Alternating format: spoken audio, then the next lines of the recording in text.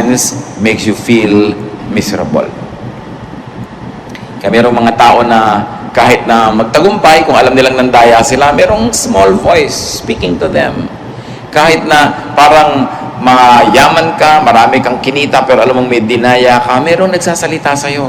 Hindi makukumpleto ang iyong kaligayahan. So that's the first requisite for us to feel good inside. Be clean spiritually. And then be nourished by God's Word.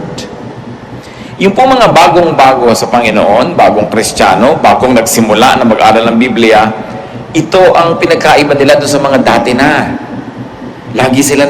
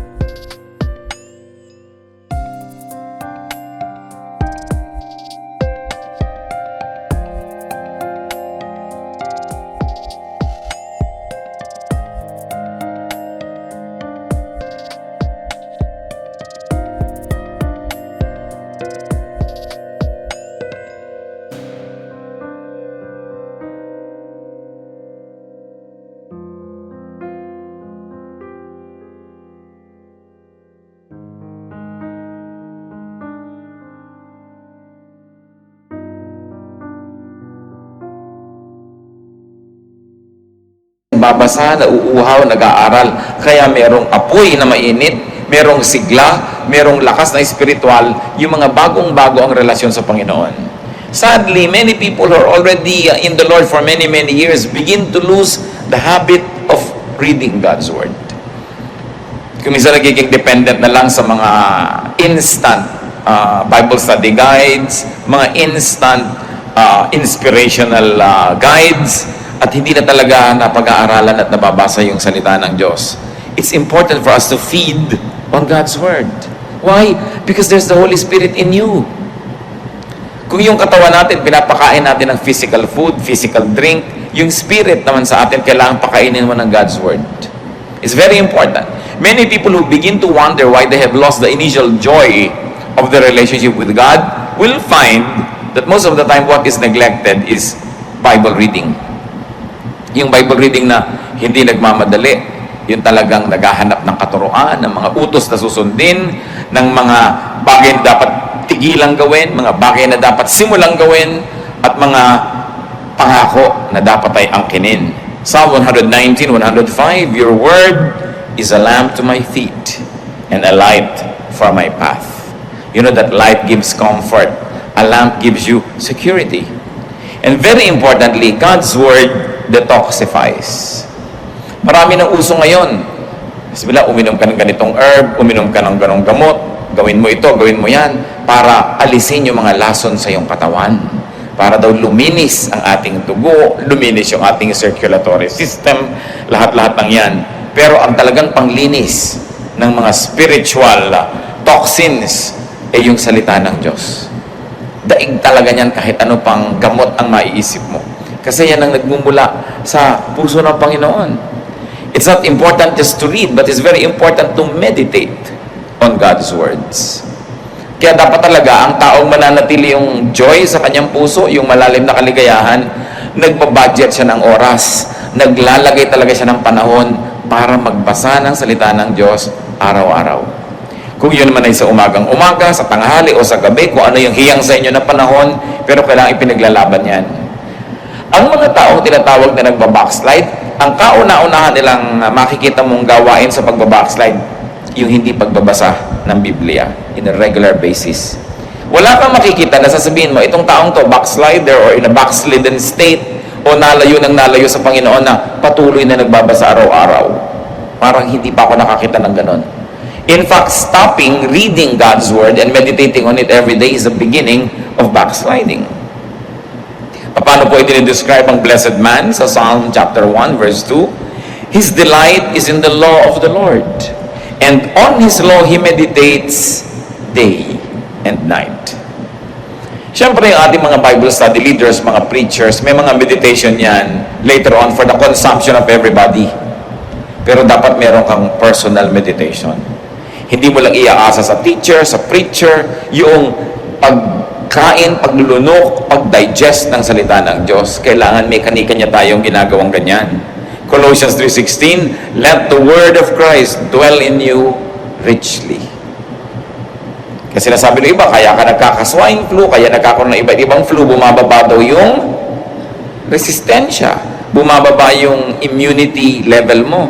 So, yung dati, dinadapuan ka ng sakit, umubo yung katabi mo, may dalang sakit, pero kung malakas ang katawan mo, hindi mo tatanggapin yung sakit na yun kasi nilalabanan ng katawan mo.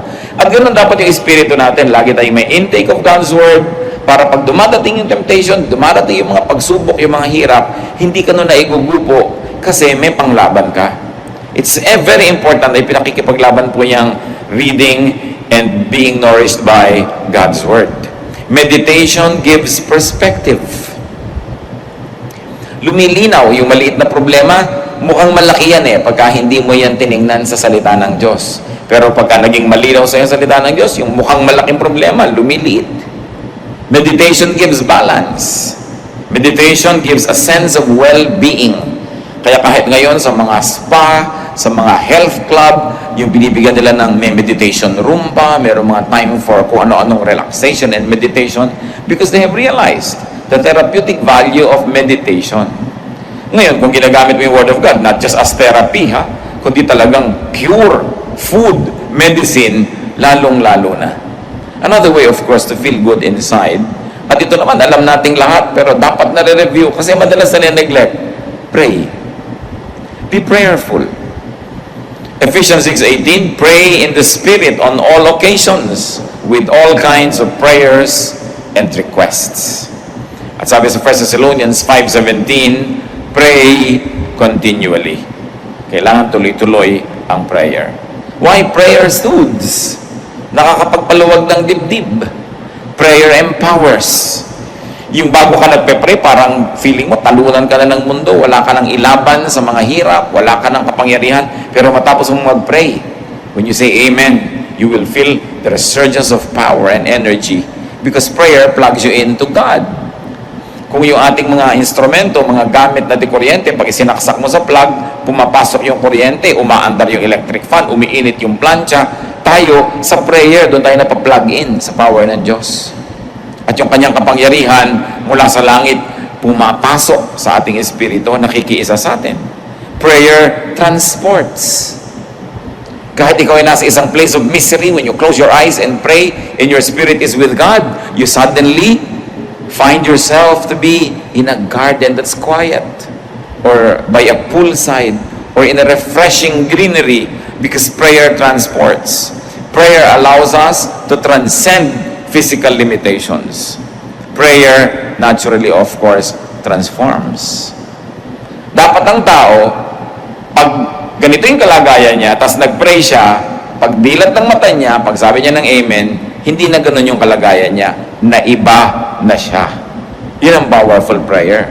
Galit na galit ka kanina, nag-pray ka, kahit sandali, pinag-pray mo na alisin ng Diyos ang iyong galit, matuto kang magpatawad, matuto kang magtiis. Pag dilat ng mata mo, dapat hindi ka na kasing ganun kagalit. Kasi talagang ang tunay na panalangin, nagpapabago. Talagang maiiba yung pati physical makeup mo. According to researches, yung mga matataas ang presyon, magpe-pray sila, magme-meditate. Pagkatapos ng ilang minuto, kukuhanan uli ng blood pressure, bumababa, nare-relax. Makapangyarihan ng panalangin. Hindi natin kayang maunawaan, so magdasal na lang tayo. Hindi na aarok ng siyensya hanggang ngayon yung hiwaga ng panalangin. Pero ang nananalangin mismo ang nakakaalam nun. Kaya magtataka kayo mga iba, mananampalataya, may daladalang Biblia, sinasabi Kristiyano sila, pero warrior. Laging nagwo-worry. Pero ang kasabihan nga, why worry when you can pray? Nagwo-worry ka, baka ka magutom bukas, ano magagawa mo? Mag-pray ka. Nagwo-worry ka tungkol sa mahal mo sa buhay na ang layo-layo, baka nasa panganib, kaya mo ba siyang iligtas, nandito ka, so you pray. Why worry when you can pray? Why continue feeling negative when you can come to God in prayer and ask that God soothes you, comforts you, and that God changes your disposition? Prayer makes you feel good inside. How else do we feel good inside? Be one, inside and out. Eliminate, minimize contradictions within you. Dapat pag nakangiti ang labi mo sa isang tao, pati puso mo nakangiti talaga sa kanya. Mahirap yung nakangiti yung labi mo pero nakasimangot yung puso mo. Yun yung hati ka. Hindi ka sasaya nun. Walang taong hati na sumaya. Kailangan, nando ka sa cause na gusto mo. Hindi doon sa labagang yung kalooban. Dapat, sinusuportahan mo yung mga taong gusto mo talagang suportahan. Minamahal mo yung gusto mong mahalin. Ginagawa mo yung talagang gusto mong gawin. Kasi pag hindi mo pa ginawa yung gusto mong gawin, sinong gagawa nun para sa'yo? Ang pinag-uusapan siyempre natin yung mga gawain na hindi naman pinagbabawal ng Diyos. Yung pagdadalawang isip, pagdadalawang loob, nagtatanggal yan ng kapayapaan at katahimikan. Kaya mga kapatid, kung ano man ang pinagdadalawang loob nyo, pag-isipan nyo na get good advice, manalangin kayo at magpasya na kayo sa isa. Mahirap yung dalawa-dalawa, tatlo-tatlo ang hinahabol natin sa buhay. Kailangan magpasya kang maging buo. Ang pagiging espiritual, ang pagiging makadiyos, ang isang kahulugan niyan, ikaw ay buo. Hindi ka hati. Ayaw na ayaw sa Bible ng hati. Kaya sinasabi, a man of a double mind will never expect to receive anything from God. Sabi, if you would like something, believe without doubting and you will get it. Because if you doubt, you are like, any leaf or anything that is being tossed about by the waves. You are like a wave being tossed by the winds. Wala kang direksyon. Kaya kailangan ng tao buo. Hindi hinahati ang puso. Halimbawa, nag-asawa ka na. Buuin mo ng loob mo na yun ay yung mamahalin mo. Hindi yung may dumadaan, iniisip mo, mamahalin ko kaya itong dumadaan. Nahahati ang loob mo. At pag nahati ang loob mo, it will show in your life. It will show in everything you do. Malilito ka ngayon. Kasi may kumakausap siya, wawala ka sa sarili. Ha? Bakit? Kasi hati yung loob mo eh. Dapat buo. What you think and say, what you say and do, must be one. So, do the good that you think. Nagagawa. Romans 7:19, for what I do is not the good I want to do. No. The evil I do not want to do, this I keep on doing. Sabi ni Paul. Ako na nga, sabi ito eh. Yung gusto kong gawin na mabuti, hindi ko nagagawa. At yung ayaw kong gawin na masama, yun na lang ang madalas na nagagawa ko. Hati. Dapat hindi ganon. Walang taong sasaya paghati siya. Meron mo pong isang nagpapasaya ng kalooban. Again, premise on the fact that the Holy Spirit of God resides in us, that we were created in God's image. You want to be happy inside, you want to feel good inside, be noble. Nourish your nobility, your greatness. Nourish your God-likeness. Genesis 1:27, so God created man in His own image. Ang ating wangis, wangis ng Diyos. Ang espiritu natin, espiritu ng Diyos na ibinigay sa atin. Ginawa tayo upang maging mahalaga, mataas ang uri. Psalm 139 verse 14, I praise you because I am fearfully and wonderfully made. Romans 8:29, for those God foreknew, He also predestined to be conformed to the likeness of His Son. Tayo, kamukha ng Diyos, nilikha, ginawang tao, naligaw, na iba yung itsura, pero ang goal ngayon, bumalik na maging kamukha uli ng Diyos through the Lord Jesus Christ. So ano ang purpose ng buhay? Maging kamukha uli ng Diyos. Maging kapareho ng Diyos ang isip, ang puso, ang gawain. At ang tao, pinakamasaya pagka yung kanyang wangis, yung gawa niya, yung sitwasyon niya sa buhay, malapit sa wangis ng Diyos. Kasi yun ang likas, yun ang totoo, yun ang natural sa atin. Parang mga baboy, ano ay kinakatuwa niyan? Maglublob sa putik. Kalabaw, ano kinakatuwa? Maglublob sa tubig at sa putik. Kasi yun ang nature nila eh. Baboy sila, kalabaw sila. Diba? Ano ang ikinaliligaya ng ibon? Lumipad. Kaya ibon man may layang lumipad. Kulungin mo at umiiyak. Kasi nature niya yon na lumipad. Anong nature ng tao? Maging kamukha ng Diyos. Kasi nilikha tayo na kamukha ng Diyos, at nung tayo'y nadapa at naligaw, kaya si Jesus ay namatay para sa atin tayo tubusin, para makabalik tayo dun sa daan, pagbalik dun sa pagiging kamukha muli ng Diyos. So what is the goal of life? Christ-likeness. At kung gusto mo to feel good inside, be Christ-like, be God-like, be noble. Maging kagalang-galang. Kaya di ba pagka ikaw ay dumarating at binibati ka ng maganda, you feel good, ginagalang ka. Pero pag binabastos ka, you feel bad. Why? Kasi hindi natin nature na bastusin. We were created in God's image. Kaya pag binibigyan ka ng halaga, inaalok, binabati ng good morning, birthday mo, naalala, lalo't may regalo, tuwang-tuwa ka. You know why? Because pinapahalagahan ka. Kasi tayo ay mahalaga. Sino ngayon ang taong lulungkot?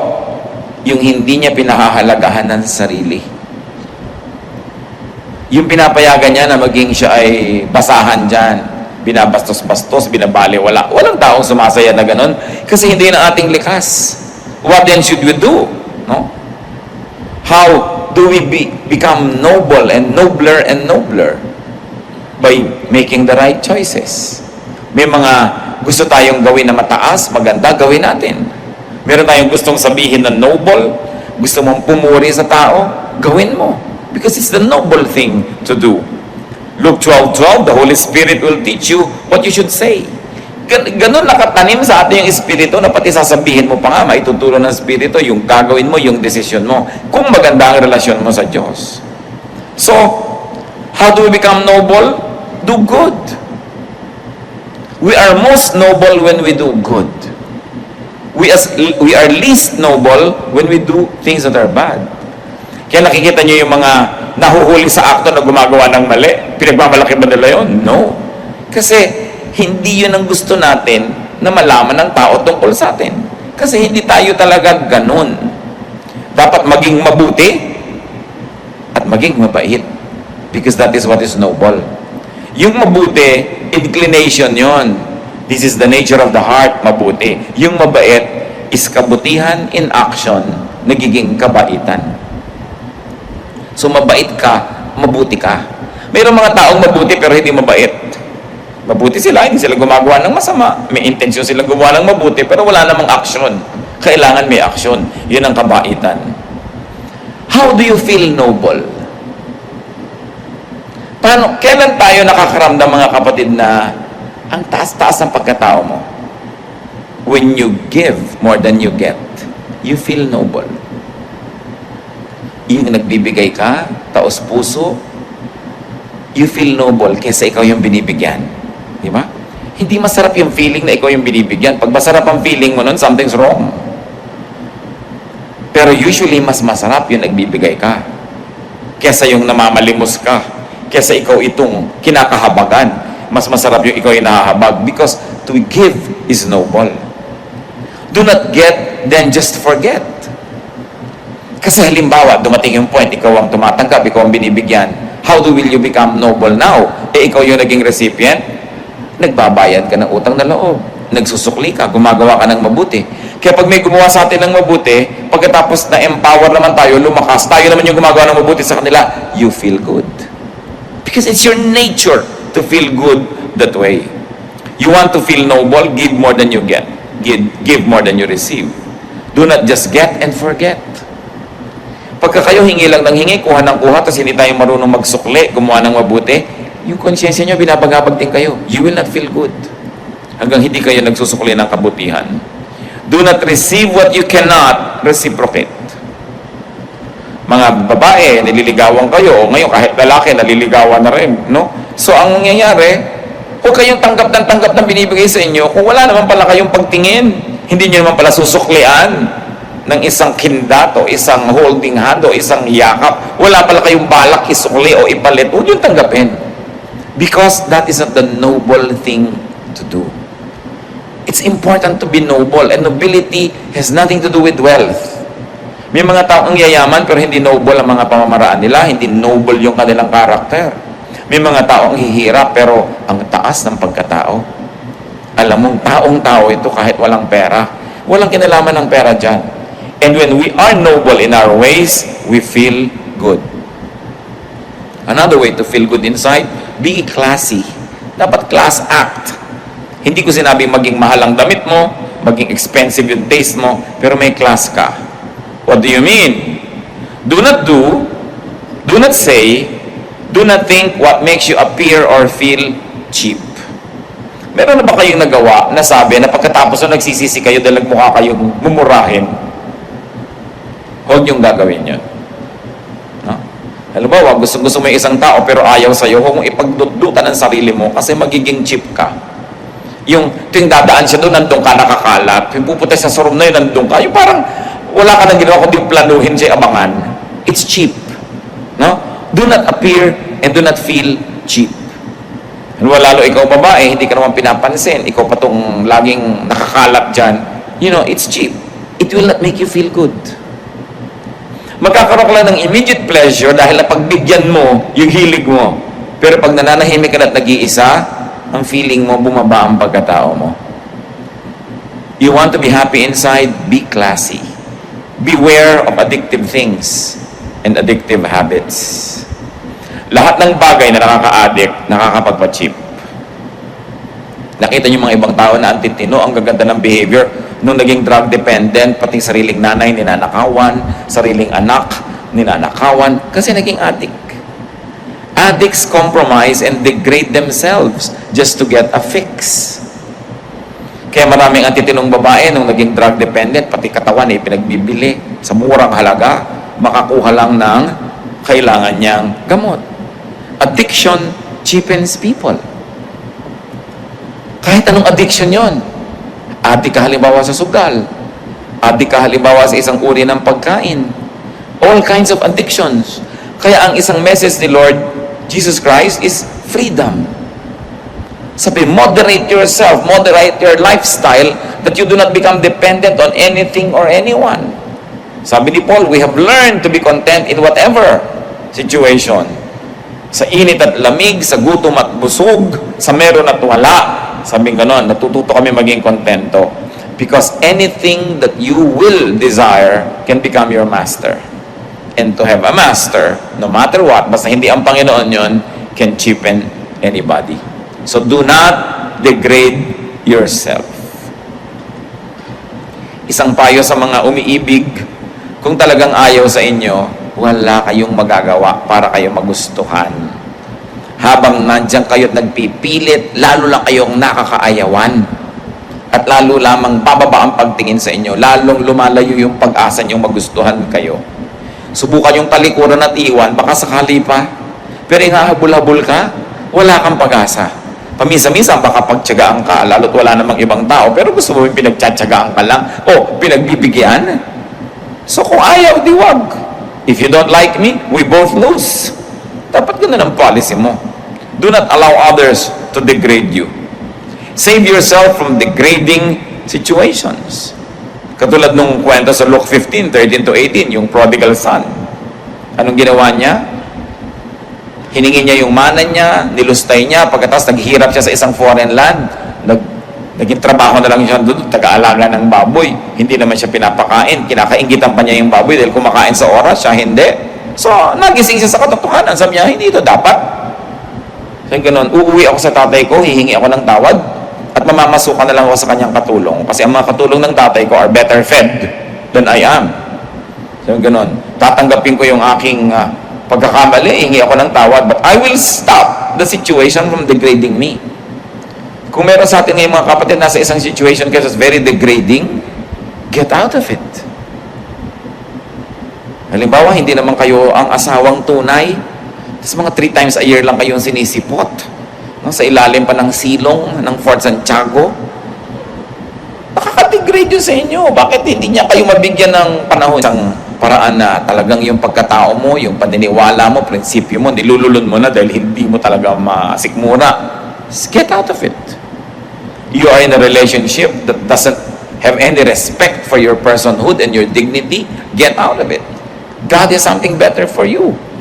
Kung minsan nadadaya tayo na yun na lang ang pag-asa natin. Nakala ng iba, ito na lang magmamahal sa akin, wala nang iba, so hindi baling ginaganito na ako. Hindi totoo. Alam na Diyos ang ating sitwasyon.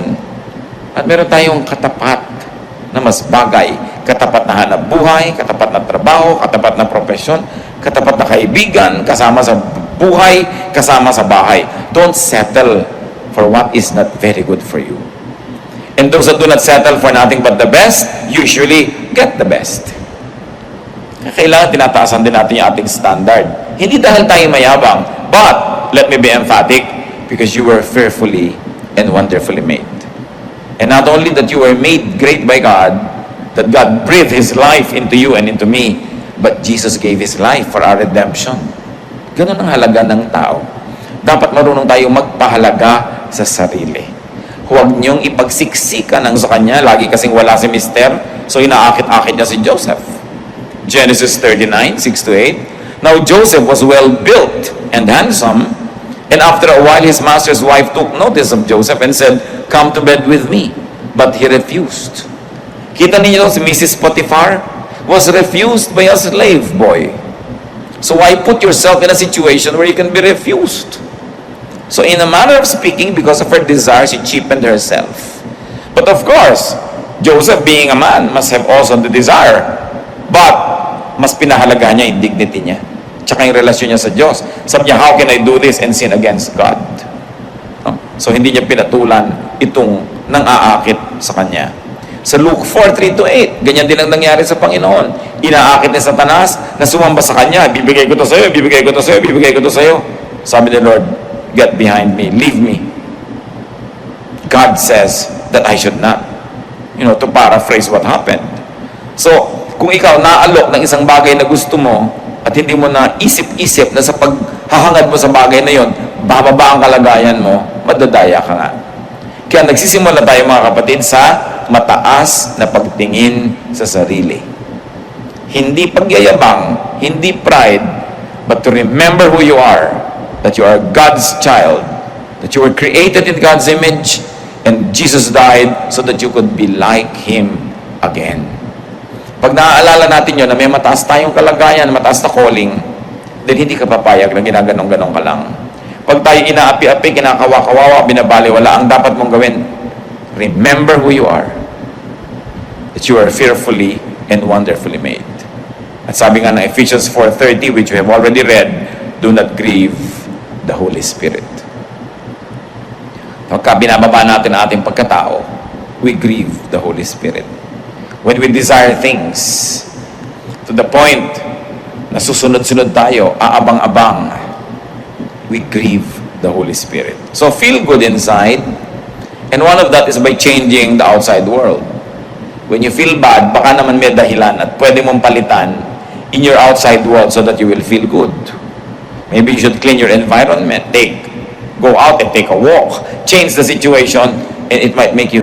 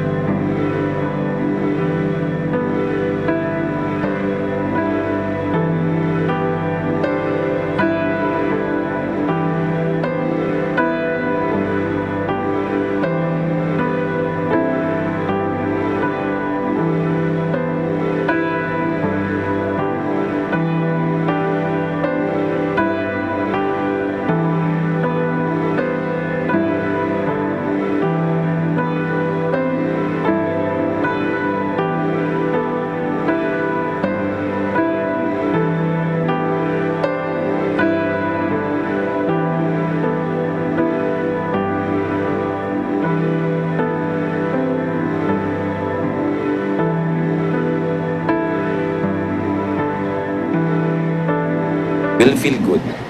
Feel good inside by nourishing your good side, not your bad side. Meron tayong good side, may bad side. But if you nourish the good side, you will feel good. If you nourish the bad side, you will feel bad.